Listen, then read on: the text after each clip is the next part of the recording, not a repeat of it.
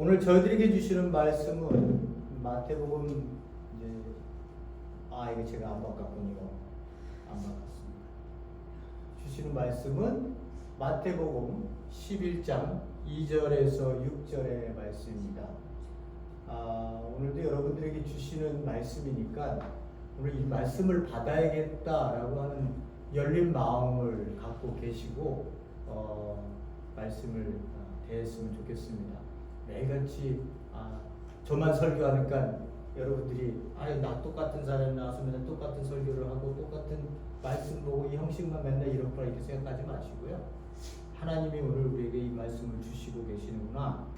이 말씀이 내 안에서 또 나를 어떻게 하나님이 기뻐하시는 그 사람으로 빚어가는 내 모습이 되어질 수 있을까? 그런 마음들을 연 모습으로 말씀을 한번 보도록 하겠습니다. 2절서부터 저희도 6절까지 함께 보도록 하겠습니다. 요한이 감옥에서 그리스도의 일을 듣고 보내어 자기 제자들을 통해 그분께 말하였다.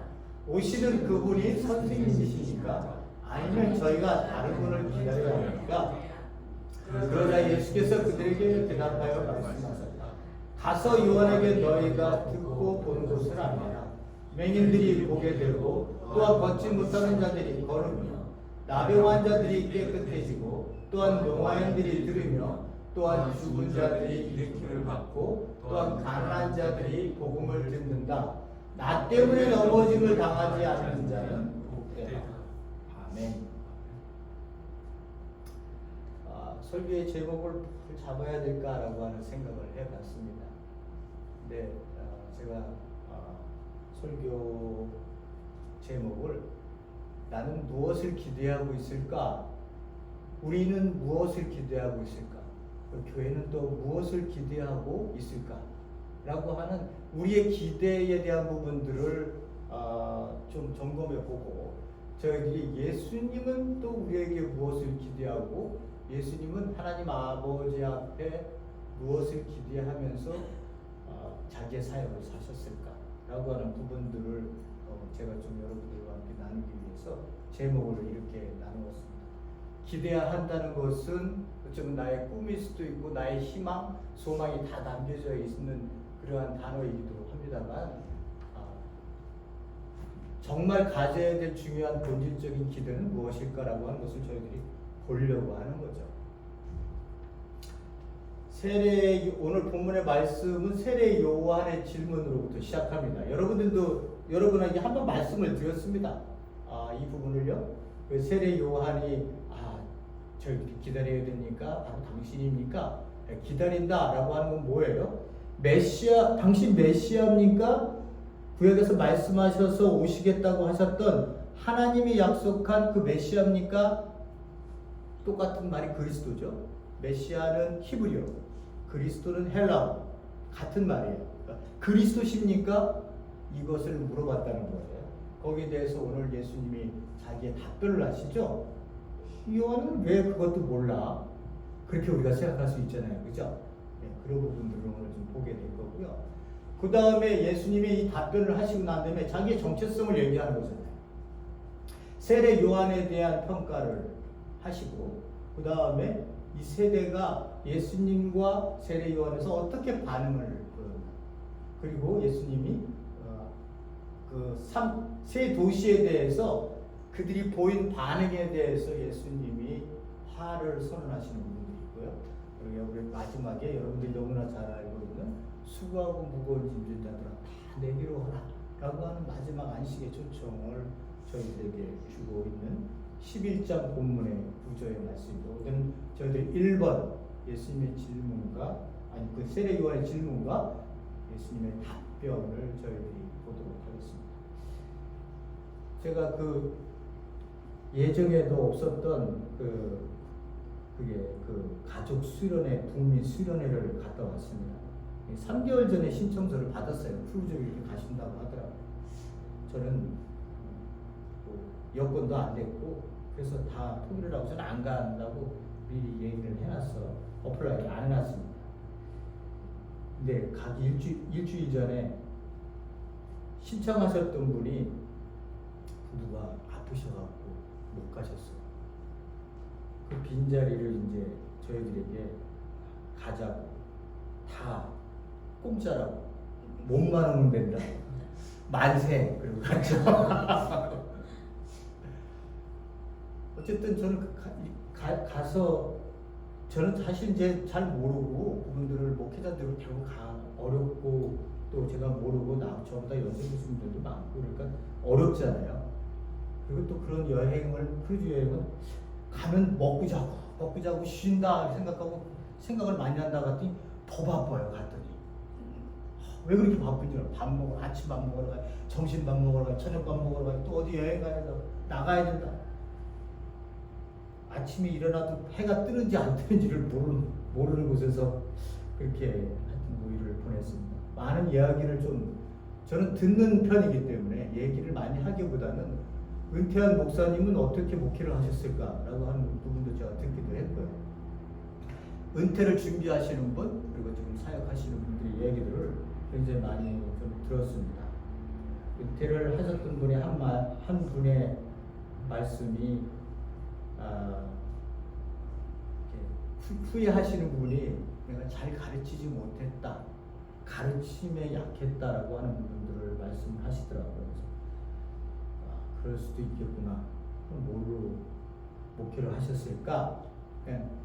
그냥 이렇게 교회 분란이 일어나는 것을 굉장히 싫어해서 그냥 무조건 이렇게 담아두시고 쌓아두시고 뭐 이런 방법으로 이렇게 목회를 하셨다 하더라고요. 제가 좀 이렇게 여러 목사님들의 말씀을 들어보니까 우리 성도님들이나 그 목회자들이나 이 교회 하나를 십자가 예수 그리스도를 머리로 이 교회 하나가 이렇게 그 하나님 앞에서 세워져서 나아간다는 게 굉장히 어렵다라고 하는 것을 저희들이 느꼈고, 굉장히 하나님 안에서 서로가 영적으로 교제하지 않으면, 하나님 말씀을 붙들지 않으면 교회는 항상 다른 곳으로 갈 수 있겠구나 라고 하는 것을 느꼈습니다.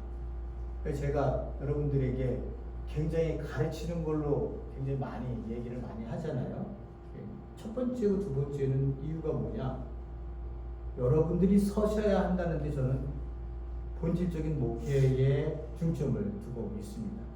한 분 한 분이 말씀 안에 쓰셔서 신앙이 무엇인지를 알고, 내가 이 땅에 왜 이 시대에 태어나서 이 장소에서 내가 무엇을 하다가 가야 될 것인가. 그게 엄청난 거대한 게 아니에요, 사실은요. 그런데 그걸 알아갈 때까지가 굉장히 신앙 안에서 힘들고 고통스럽다는 거예요. 왜냐하면 세상 사람들은 그렇게 안 살거든. 뭔가를 가져서 내 주머니에 챙기기를 원하고 있고, 성공을 해야 한다고 하는 강박관념 때문에 성공도 뭐 하는 사람만 하지 다 못하잖아요. 그런데 세상은 그 에드벌룬을 띄워놓고 전부 거기에 올인하려고 나아가고 있습니다. 얼마나 치열하고 경쟁스러운 모습을 살아가고 있어요. 그러나 그리스도인들은 서바이벌 하기 위해서 이 땅에 태어나지 않았다. 생존하기 위해서 태어나지 않았다. 하나님이 주신 생명을 누리기 위해서 이 땅에 태어났다. 내가 서야 너도 너를 보고 너와 함께 더불어 사는 생명을 갖게 되고요. 그게 우리가 되는 거예요. 우리 모두가 생명으로 살면 얼마나 행복해요. 어떤 분이 거기서 말씀하시는데, 부흥이 목말라서 부흥만 외치고 갔더니 부흥이 조금 됐는데 하나도 안 기쁘더래요. 힘들고 고통스럽기만 하더래요. 신앙생활하는 게. 사모님 말씀. 왜 그럴까? 아니 부흥을 외쳐서 이렇게 부흥 어느 정도 됐는데 내가 하나도 안 기뻐. 왜 그랬을까? 그분의 답이에요. 답이 뭐라고 말씀하시나요? 부흥이 아니라 내가 문제야. 그러니까 내가 왜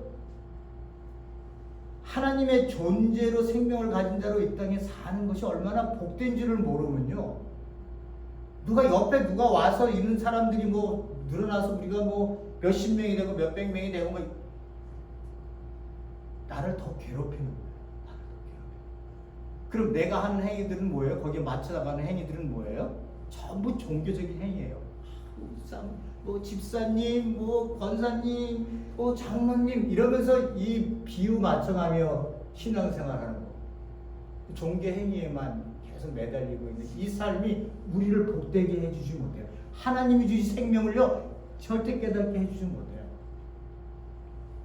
여러분들이 하나님이 주신 생명을 복된 자리로 옮기는 것은 여러분 안에 계신 그 성령님께서 나를 얼마나 비워 나를 정확하게 나를 보고 하나님께 내 삶을 맡기느냐에 달려 있습니다. 그런 모든 것들이 뭐 하나님 나를 로봇처럼 움직이는 게 아니라 나로 하여금 무엇이 귀중한 것인가에 대한 가치 판단, 선택을 하게 하셔서 나로 하여금 귀한 길로 나로 하나님이 인도해 주시기 원하고 그 길을 내가 선택하면 가는 거예요. 그게 바로 우리 그리스도인들이 교회에 오는 이 생명을 사는 삶의 자세, 삶을 사는 신앙의 본질로 우리가 가고 있는 겁니다. 우리 교회는 독립만 하지 마세요. 저는 이게 좋아요. 한 명 더 늘어난다고 뭐 어떻게 되는 것도 아니고 10명이 더 늘어난다고 제 설교 바뀌는 거 아니에요. 그냥 주시면 받아서 감사하고 섬기고 없어도 우리끼리 즐거워하고 기뻐하면 되는 거지. 하나님 안에서. 이건 이기적인 것이 아니라 생명과 생명이 만나서 기뻐한다는 거죠. 하나님이 제일 기뻐하시는 우리를 만드신 이후의 본질이에요. 이 땅에 내게 하신 본질이에요. 이런 것들을 잃어버리지 마시고요. 교회에 뭐 엄청난 대변혁이 일어난다든지 뭐 저는 능력도 없는데 뭐 그렇게 하지도 못하겠습니다만 어쨌든 우리가 본질을 잡아 신앙의 삶을 살지 않으면 항상 우리를 바깥으로 세상과 닮아지는 모습으로 교회가 갈 수 있다고 하는 것을 꼭 명심하시기 바랍니다. 요한이 감옥에 갇혔다고 얘기해서 요한이 왜 감옥에 갇혔어요? 네? 여러분 여기에 보려면요 이제 어떤 흐리군요. 제 컴퓨터로 봤을 때는 찔렸는데 이제 이 팔레스타인 요 예수님 당시의 요 상황을 잘 읽어야 돼요. 그래야 재미가 있어요. 왜냐 그러면 이야기 우리 성경책을 읽으면 이 헤롯이야 아니면 이 헤롯이야 이게 구분이 안 되게 해놨기 때문에 굉장히 어려워요. 제가 요 상황만 간단하게 말씀을 드릴게요. 예수님이 태어날 당시에 헤롯 대왕이 있었어요. 여러분들이 그 마태복음 3장에 보면 헤롯 대왕이 어떻게 유대인의 왕이 태어난다 그러니까 그쯤에 태어났던 것 아이들을 다 죽이는 사건이 일어나잖아요. 그게 헤롯 대왕이에요. 헤롯 대왕이 여기를 다스리다가 죽었는데 예수님이 사역하실 1세기에 자기가 죽으면서 요 세 아들한테 여기 아켈레오, 여기 성경에는 안디바라고 나오는데 안티파스 뭐 두 가지 똑같은 이름이니까 여기 빌립 요 세 사람 자기 아들한테 나라를 줬어요. 여기 땅을 줬어요. 그러니까 이 사람들은요 유대인의 왕이 아니에요. 유대인의 왕은 자기 아버지 때 끝났고 그 아버지가 죽으면서 세 아들한테 준 거예요. 아버지가 죽었는데 부인이 몇 명이었냐? 장차 10명이 부인이. 10명이 부인인데 그 안에 암투가 얼마나 심했겠어요. 자기 아들을 이런 땅덩어리라도 하나 주게 하기 위해서. 그러니까 막 옆에 안에 막 모함해서 죽여서 그 가족이고 뭐고 다 몰살시키는 막 이런 일도 있었던 암투가 일어났었던 그러한 그 헤롯 대왕의 부인들 간의 권력 다툼들이 있었어요. 근데 어쨌든 그 헤롯이 죽으면서 아켈레오, 여기는 안디바, 여기는 빌립이라고 하는 군주, 그죠? 이 땅의 영주처럼 우리는 분봉왕 이렇게 나왔습니다. 그 사람은 왕이 아니라 그냥 영주들이에요. 이렇게 땅을 가지고 있는 영주들에게 영을 이렇게 나누어 주었어요. 근데 이 사람들이 여기를 다스려야 되잖아요. 그죠? 여기를 다스려야 되잖아요. 다스리는데 가장 치명적인 약점이 뭐냐면 이 사람들이 헤롯 대왕도 그렇고 이 세 아들도 유대인 출신이 아니라는 거예요. 이 팔레스타인의 정통성을 가지고 있는 유대 계통의 핏줄을 가진 그 사람이 아니었던 거예요. 그 사람들 헤롯 대왕은 이 이두메 사람이에요. 이두메 사람. 여기 지금 여기는 들어와 있지만 여기 경계선에 들어와 있지만 이 이두메는 원래 에돔 족속이 살았던 동네예요. 에서와 야곱 아시죠? 야곱이 여기서 살던 이런 동네인데 굉장히 유대인들을 괴롭혔었거든요. 과거에 이 이두메 사람이 여기 지금은 들어와 있지만 이게 여러분들에게 말씀을 드렸었던 100년 전 예수님 태어나기 100년 전에 있었던 마카비 전쟁 때 있었던 하스몬 왕조는 유대인 계통의 왕조거든요. 그때의 이두메 사람들을 강제로다가 여기로 편입을 시켜버렸어요. 유대 쪽으로요. 그래서 이 사람들은 에돔 계통임에도 불구하고 이 사람들을 강제로 편입시켜서 여기 점령해서 편입을 시켰기 때문에 여기 같은 영토의 통치를 받고 있었지만 이 사람들은 유대인 혈통이라고 유대인들이 생각하지 않았어요. 에돔 계통이니까. 그런데 헤롯 대왕 아버지가 이두메 사람이거든요. 이두메 사람. 그 이두메 사람이니까 어떻게 해요? 항상 생각할 때마다 이 혈통 문제로 신경이 쓰이는 거예요. 그러니까 아내를 고를 때도 아내를 그때 당시 아내를 선택한다는 건 굉장히 외교적인 부분들이 많았잖아요. 다른 나라의 그 딸들을 데려가서 데려온다는. 그래서 10명을 채웠는데 그 중에서 그 하스몬 왕가 유대 전통의 부인도 삼기는 하긴 했어요. 자, 어쨌든 그렇게 아버지가 그러한 혈통적인 문제로 고민을 갖고 있었기 때문에 이 헤롯 대왕이 여러분들 헤롯 성전이라고 하는 이유가 있어요. 헤롯이 이 통치를 하려면 유대인들에게 환심을 사야 되거든요. 그런데 자기가 이두메 계통이니까 그 혈통으로는 할 수 없으니까 그냥 어마어마한 사업들을 이들에게 정치적으로 그들을 환심을 사기 위해서 가장 유대인들이 중요하게 생각하고 있는 예루살렘 성전을 엄청 빛과 번쩍하게 만들어 놓은 거예요. 그게 예수님이 제2 성전 세워진 거 빛과 번쩍하게 만들어, 그거 아니라 그게 그런 명령이 있었던 게 아니라 헤롯이 자기가 이 성전을 통해서 빛과 번쩍하게 만들어서 백성들의 환심을 사서 자기가 통치를 잘하게 하려고 하는 의도로 그렇게 이 헤롯 성전에 그렇게 힘을 들여서 공사를 했던 거예요. 또 기질상 많은 건축에 대한 관심을 가지고 있었던 것도 역사적으로 나오고 있습니다. 어쨌든 그랬어요. 그렇기 때문에 이 정치적인 상황 속에서 움직이는 걸 잘 봐야 돼요. 예수님은 어디에 계셨어요? 요 갈릴리 지역에 계셨어요. 갈릴리 지역에서 맨 처음에 사역을 하시는 거예요. 그래서 명절 때가 되면 예루살렘 여기로 오셔서 이제 절기를 지니고 다시 올라가시던지 이쪽은 이제 저기니까 이방인 땅이니까요. 어쨌든 예수님이 사역하신 데는 여기에요. 오늘 나온 요한도 어디 있었겠어요? 여기 있어요. 여기 부모가 누구냐? 안디바라고 하는 사람이에요. 아킬레오는 너무 정치를 폭정을 많이 너무 해갖고 여기 있는 사람들의 대표를 뽑아갖고 로마에 사람을 보냈어요. 이 폭정에 도저히 정치를 폭정으로 해서 우리 도저히 못 살겠어요.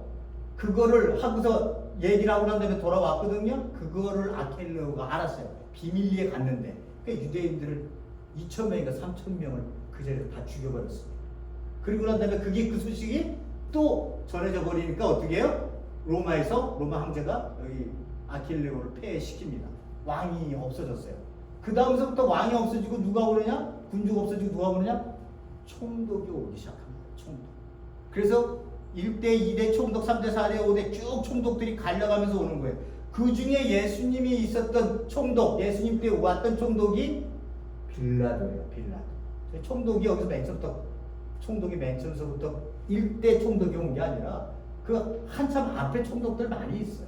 그 앞에 총독 중에 예수님하고 딱 맞들였던 빌라도에게 고난을 받으사 했을 때 빌라도가 총독이 그때 예수님 당시에 왔었던 총독으로 이 지역을 다스리고 있었던 거예요.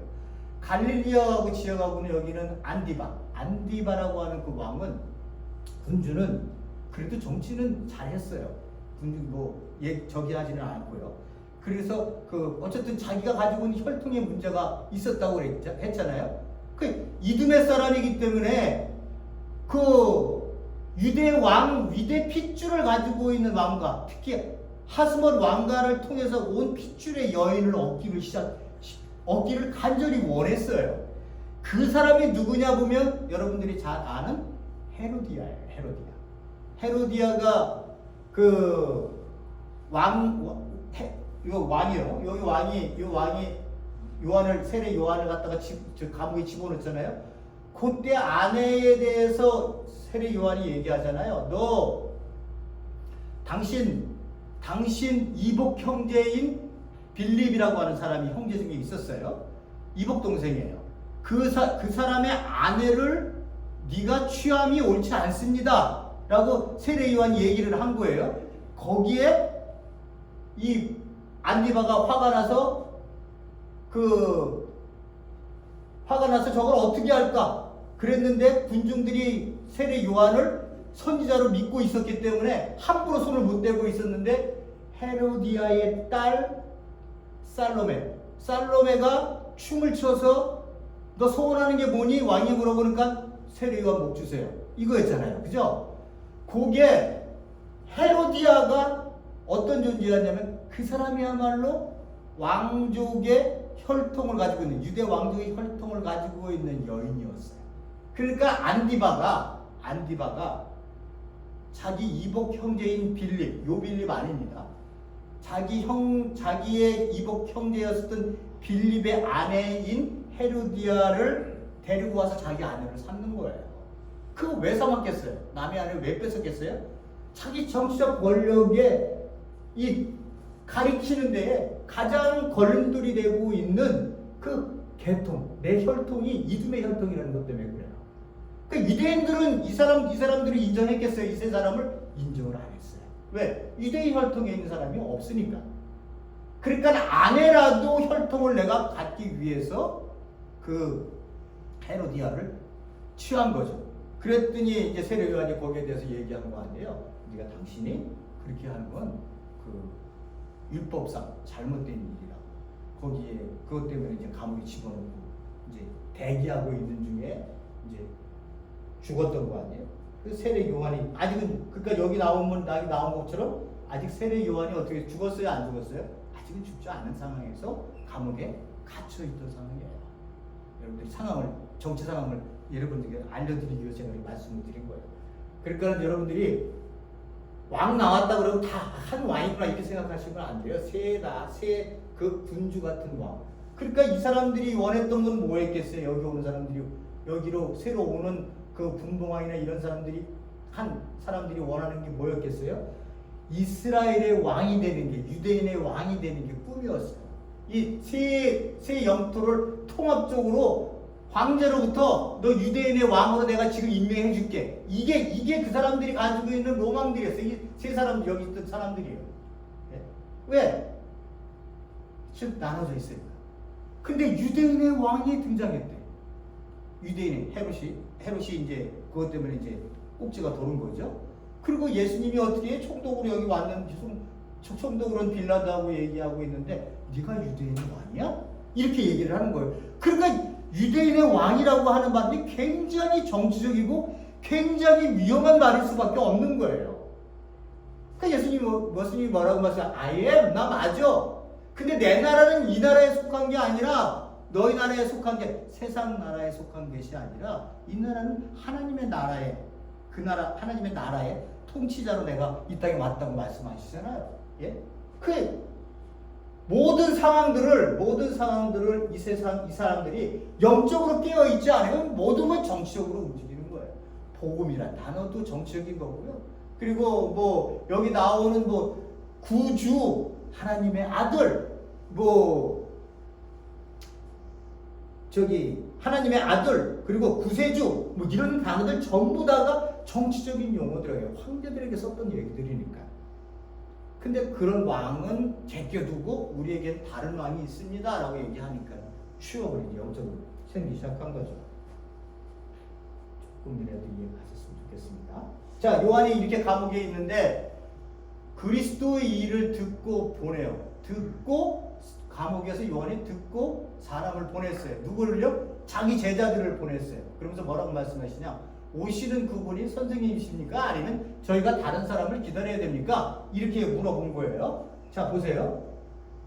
세례 요한이 어떤 존재냐? 예? 세례 요한이 어떤 존재냐?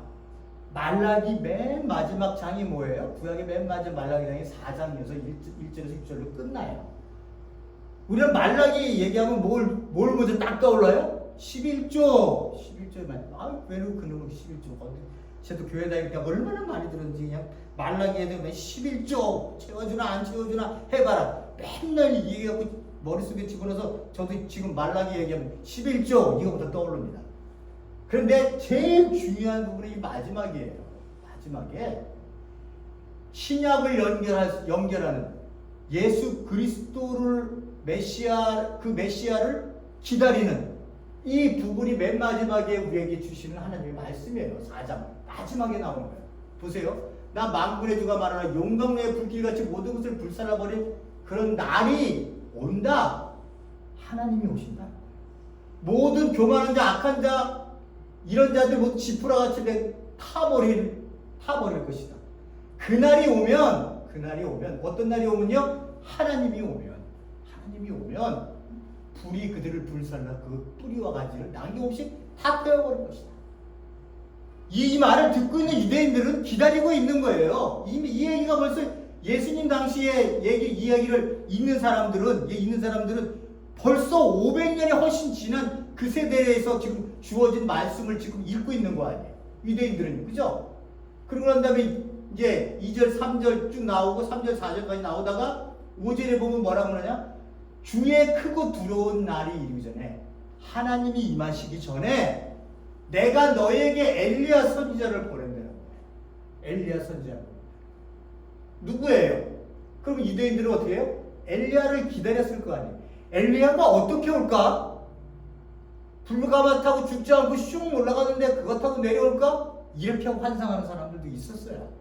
그런데 이거는 죽은 엘리야가 온다는 의미가 아니라 이 엘리야 사역과 같이 중요했었던 하나님의 귀한 사역자를 하나님이 내가 오기 전에, 메시아가 오기 전에, 하나님이 오시기 전에 내가 보내는 사자로 먼저 너희들에게 보낼 터이니 그 사자가 와서, 그 엘리야가 와서 너희들에게 아비의 마음을 자녀에게로, 자녀의 마음을 아비에게로 돌이키게 할 그런 사역을 할 거라는 거예요. 돌이키지 않냐면 내가 와서 이 땅을 저주를 내리겠다, 이런 얘기예요. 이게 뭐 막 여기서 얘기를 자세하게 할 수는 없습니다만 아버지 마음 자녀 마음, 이게 가족 얘기를 하는 게 아니라 이스라엘 백성과 하나님의 언약의 관계를 회복하는 일의 중간 단계로 이 사자 엘리야를 먼저 보내서 그런 것들에 대한 것들을 말씀을 하게 하시고 선포하게 하시고, 그리고 난 다음에 그 뒤에 누가 와요?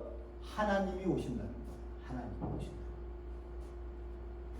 그 이스라엘 백성들은 그걸 기다렸던 거예요. 500년 동안 짓밟히면서 하늘을 쳐다보면서 언제 엘리야가 오면, 언제 우리는 메시아가 이 땅에 등장해서 하나님이 등장하셔서 우리를 해방시켜 줄 거예요. 이 얘기를 500년 동안 자손이 내려갈도록 얘기를 해왔던 거예요. 그러니까 여러분들이 요 줄거리를 보면 요 엘리야가 누구로 왔다고 얘기를 해요? 나 다음 주에 보겠습니다. 세례 요한으로 왔다는 거예요. 세례 요한은 대단한 사람 아니에요, 그죠? 보세요. 자, 이렇게 기다려야 된다, 이렇게 얘기를 했어요. 그러자 예수께서 그들에게 누구를 기다려야 되느냐라고 물어보니까 예수님께서 자기의 정체성을 얘기하시는데 딱 기다리면 돼, 이렇게 얘기를 안 하시고 이 요한에게 가서 너희가 보고 듣고 본 것을 얘기해요. 무엇을 들었겠어요? 하나님의 나라가 이 땅에 왔다 라고 하는 것을 들었을 것이고, 무엇을 봤어요? 밑에 있는 메시아가 오면 하나님의 나라가 이 땅에 도래하게 되면 일어나게 된 이 기적의 모습들을 보는 것으로 말씀을 하시는 거예요. 그러니까 이 얘기를 해줘라. 내가 나다라고 얘기하는 것보다는 구약에서 하나님이 약속하셔서 메시아가 오면, 하나님의 나라가 오면 이런 모습이 너희들에게 기적으로 너희들에게 눈으로 보게 되는 것을 너희들이 알게 될 거야 라고 하는 것을 이사야서에서 굉장히 말씀을 많이 하셨기 때문에 말씀을 알고 있었던 유대인들에게 이 말씀으로 예수님이 말씀하시면서 제자들에게, 요한의 제자들에게 너 이거 봤지? 본 것들 가서 얘기하고 내가 복음을 가난한 자들에게 복음을 전파하는 거 듣는 거 들었지? 그것도 너가 가서 들은 거 얘기하라는 거예요. 그러면서 예수님이 뭐라고 말씀하시냐? 나 때문에 넘어짐을 당하지 않는 자는 복이. 그러면 이제 우리가 궁금한 거예요. 아니 요한이 그렇게 엄청난 자가 왔는데 예수로 구분을 못해 메시아인지? 그게 가지고 있는 인간의 한계인 거야. 우리가 그걸 알아야 돼요. 이 요한이 확신이 있다면 제자들을 보내겠어요? 보세요. 요한이 뭐라고 와서 얘기를 했는지. 마태복음 3장에 보면요, 세례 요한의 등장에서는 광야에서 외치는 자의 소리가 있다라고 하는 그러한 의미는 이사야에서 이미 엘리야가 등장하면 광야에서 하나님이 오시는 그 길을, 메시아가 오시는 그 길을 먼저 앞으로 가면서 닦는 자가 있다고 얘기하셨던 그 자가 바로 엘리야예요. 보내겠다고 하는 엘리야예요. 그가 어떻게 등장했느냐? 세례 요한으로 등장했다는 거 알잖아요. 그가 어디에서 외쳐요? 광야에서 외쳤잖아요. 광야에서 외치는 자의 소리가 있다. 이런 얘기를 하시는 거 아니에요? 그가 와서 무슨 얘기를 했느냐? 세례 요한이 보세요. 그분이 누구예요? 메시아, 내 뒤에 오시는 분, 하나님의 나라를 갖고 오시는 분이 키가 그분의 손에 있다. 그분께서 당신의 타작마당을 깨끗하게 하여 당신이 알고 본 곳간에 모아드리고 쭉정이는 꺼지지 않는 불로 태우실 것이다. 그러니까 죄인들에 대한 심판이 이 분이 오시면 하실 거라고 세례 요한은 생각을 했어요. 근데 지금 자기는 감옥에 있잖아요. 감옥에 있는데 메시아라고 하는 예수가 왔는데 아무 일도 일어나지 않고 심판이 일어나지 않고 있어요. 그러니까 어떻게 했어요? 제자들을 보낸 거예요. 제자들을 보내서 너 가봐라. 그 사람 내가 진짜 기다려야 할 사람이 당신인지 아니면 우리가 더 기다려야 되는지. 당신이 아니면 우리 기다리겠습니다. 심판이 일어나야 되는데 왜 심판이 안 일어나고 있어요? 라고 하는 거예요. 세례 요한이요. 제자들이 그렇게 보낸 거거든요. 근데 예수님은 오셔서 어떻게 해요? 심판을 하신 게 아니라 어떻게 하셨어요? 말씀을 전하셔서 백성들에게 산상수훈과 같은 5장, 6장, 7장 봤잖아요. 하나님이 너희들을 얼마나 사랑하시는지 내가 너희들을 자녀로 삼아 그 하나님의 은혜를 너희들이 체험하기를 원한다.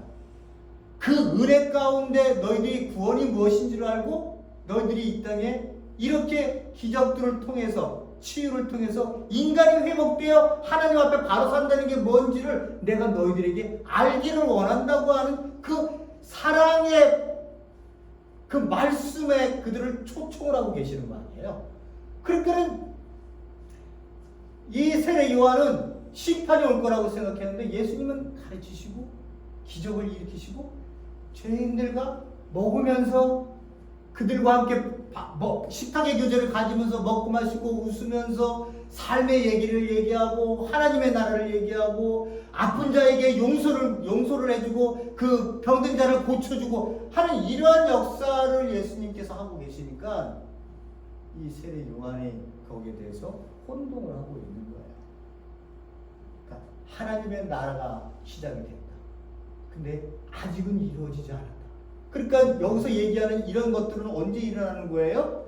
마지막 때 예수님이 재림해서 오셨을 때 여기 우리 마태복음 13장에서 한번 봤죠? 밀과 가라지를 어떻게 한다고요? 추수 때 마지막 때에 밀은 곳간에 모아두고 이 가라지 쭉정이는 불태워버린다고 하는 마지막 심판을 얘기하고 있는 거거든요. 그러니까 지금 이 세례 요한이 뭐에 혼동하고 있는 거예요? 새로운 시대가 왔을 때 이 시대가 시작하는 거라고 생각해야지 이게 끝나는 거라구나, 여기서 끝나고 모든 게 끝장나는, 세상의 역사 끝장나는 날이구나라고 생각을 해서 세례 요한이 혼동을 가졌다는 거예요. 그러니까 예수님께서 뭐라고 말씀하세요? 나 때문에 넘어짐을 당하지 않는 자는 복되다. 세례 요한 너도 넘어질 수 있다는 거예요. 새로운 시대가 와서 내가 지금 하나님으로 이 백성들을 사랑으로 품어 내 백성을 만드는 새로운 창조 역사의 일을 내가 지금 2000년 전에 내가 시작하고 있는데, 세례 요한은 어떻게 해야 된다고요? 왜 죄인들 심판 안 해요? 불로 심판하셔야 될 거 아니에요? 당신 내가 기다려야 될 사람 맞아요? 그래서 예수를 안 믿으면 어떻게 된다고요? 넘어지는 거예요. 넘어지는.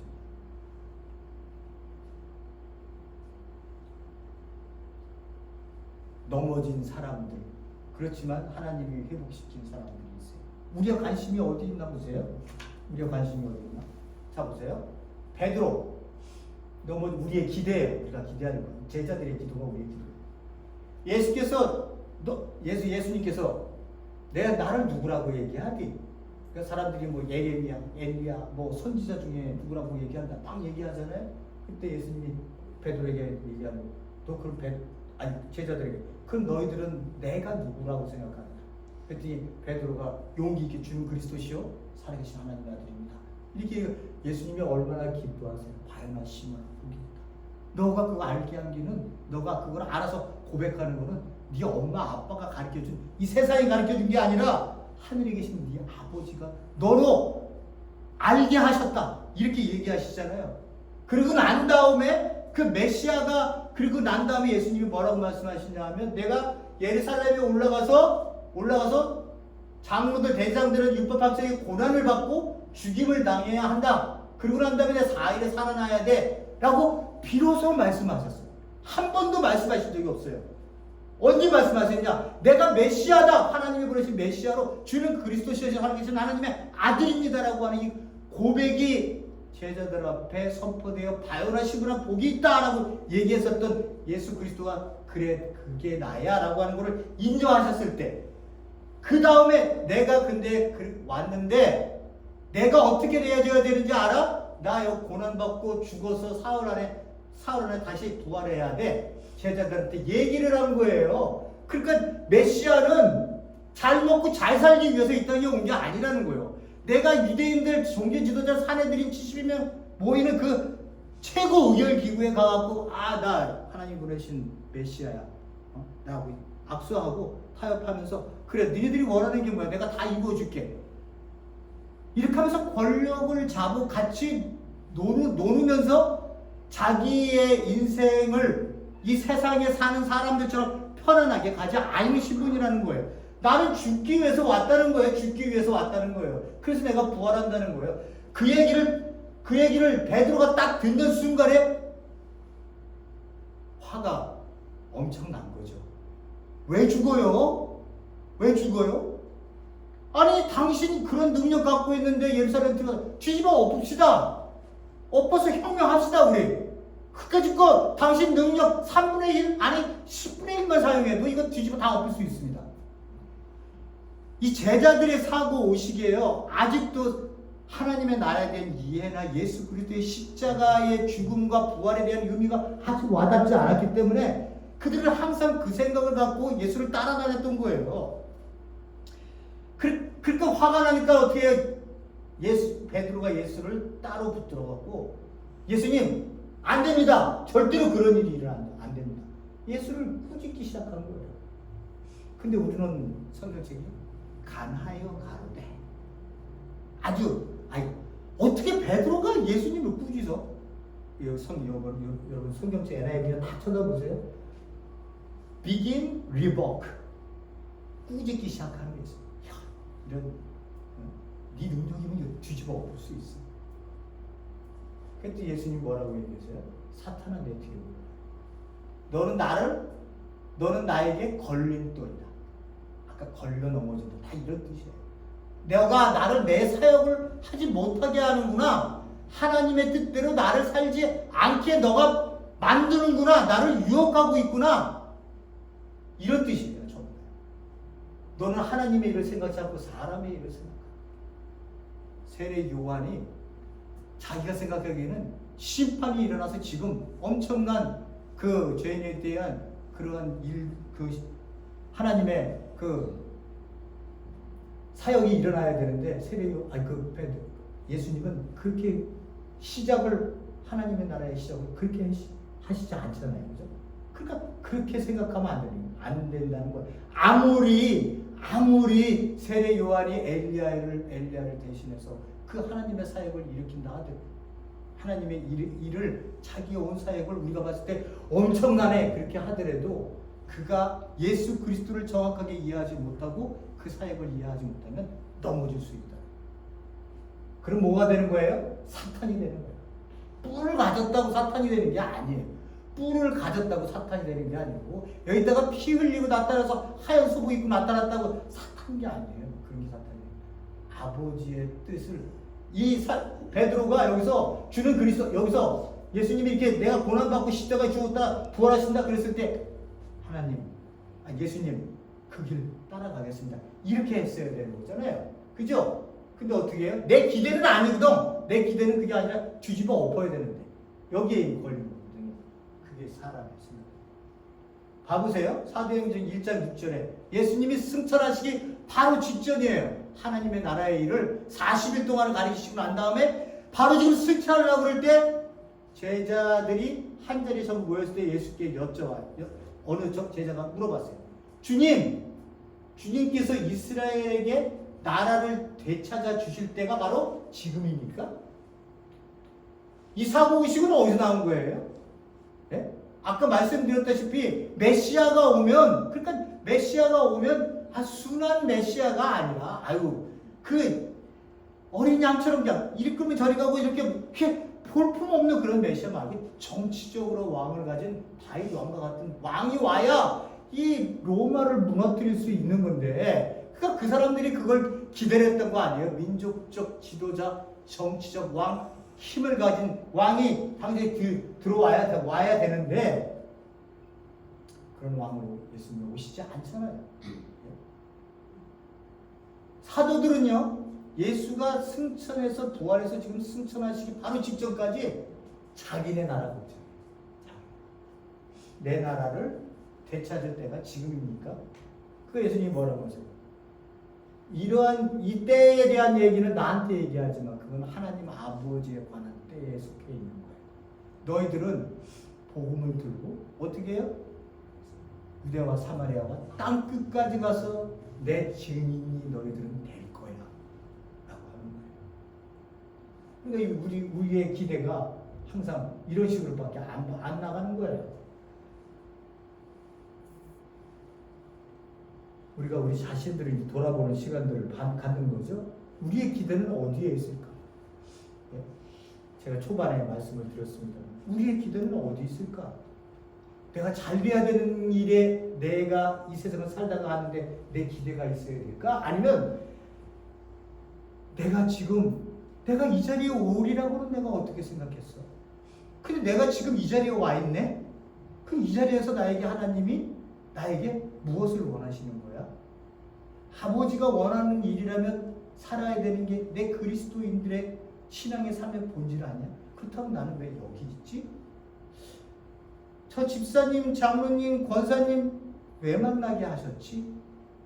수많은 사람이 있는데도 왜 내가 이 자리에 있어서 여러분들을 만나고 말씀을 나누고 전하지?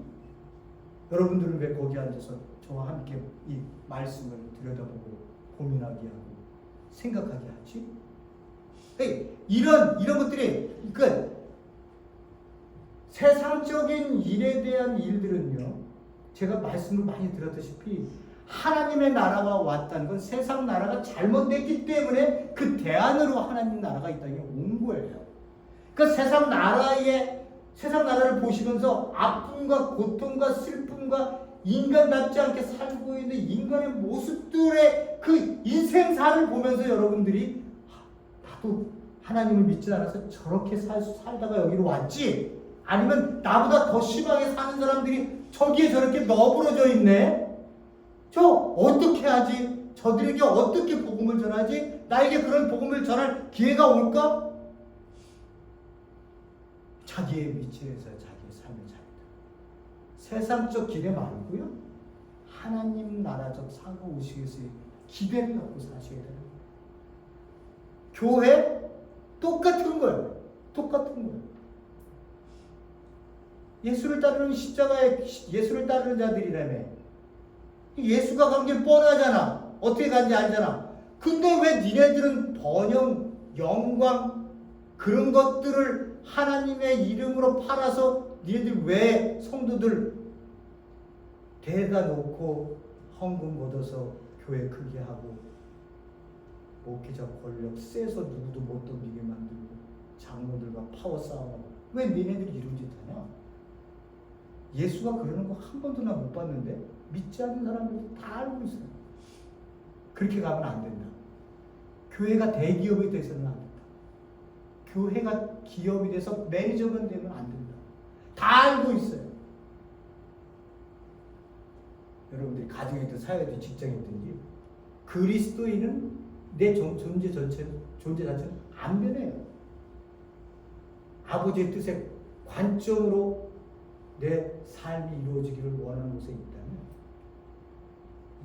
믿지 않는 자들의 삶이 얼마나 처참한지 다 여러분들의 눈에 보여져요.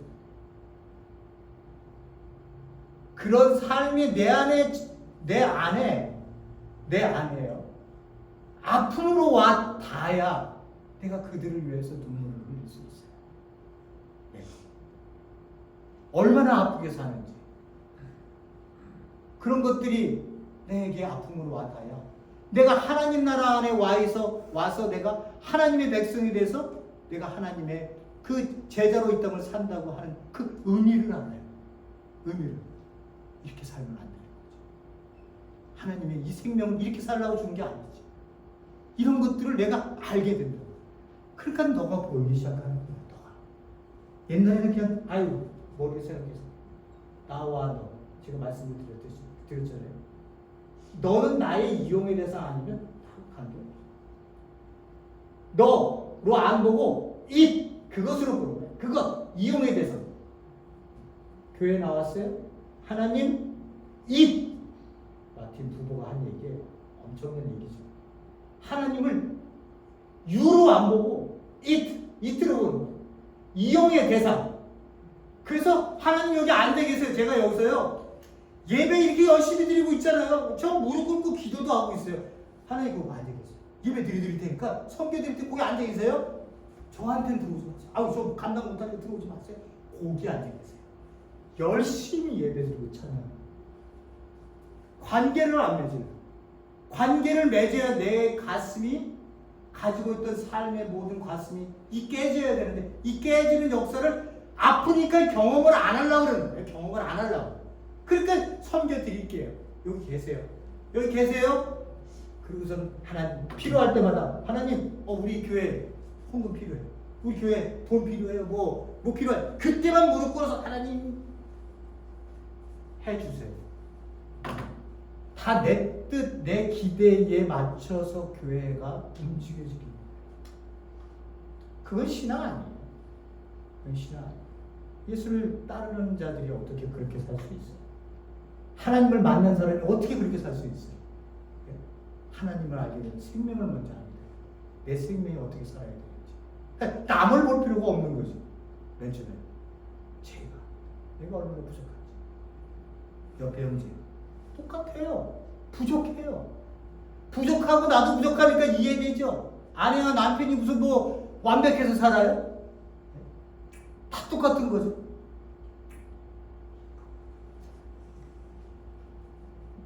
우리의 기대와 하나님의 기대, 이 기대가 맞춰질 날이 우리에게 있어져야 됩니다. 교회 공동체도 똑같고 그 공동체가 이 하나님의 기대에 그 하나님이 원하시는 것이죠. 결국 그거를 우리가 알지 못하면 우리는 우리의 기대로 교회를 만들어요. 그래서 우리가 좋다고 우리끼리 하는 거죠.